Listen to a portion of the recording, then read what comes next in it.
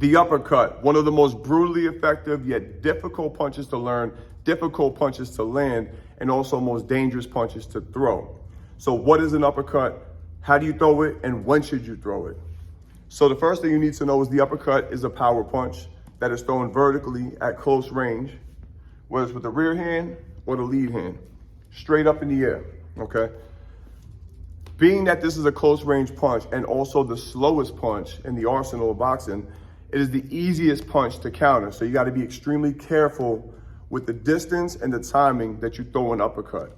Throwing from the wrong distance or with the wrong timing, again, is gonna get you countered and you're not gonna wanna throw it anymore. But once you have a good uppercut, it's a devastating weapon. So you wanna master this. So the first thing is you wanna, being that's a close range punch, you wanna close the distance with the jab. So you're gonna step forward with the jab, and then you're gonna lean in with if you're throwing it with the rear hand, okay? If you're gonna throw the lead hand uppercut, it's good to throw it off of a cross.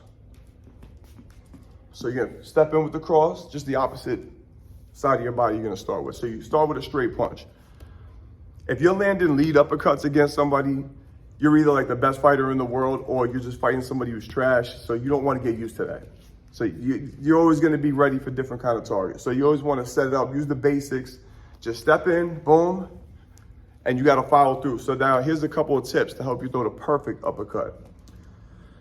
The first thing is, because it's a power punch, there's 4 points of torque. Your foot, your hip, your shoulder, and the fist at the end. They all got a twist. So you load that foot up. So if you want to throw a rear hand uppercut, you lean on that side of your body, flex the thigh, launch up, twist the foot, twist the hip, shoulders are gonna square up when you're throwing a rear hand uppercut. Go straight up the middle, hit the target. Throwing a lead uppercut. You're gonna get that weight, but you wanna make this real subtle. But you're gonna load up that thigh, twist the lead foot, twist the hip, and twist the fist at the end. You wanna make sure that when the punch lands, the other punch that's not doing anything is defensively sound on the phone, okay? The other thing you wanna make sure of is that you're winding the punch up instead of just dropping it and throwing it up.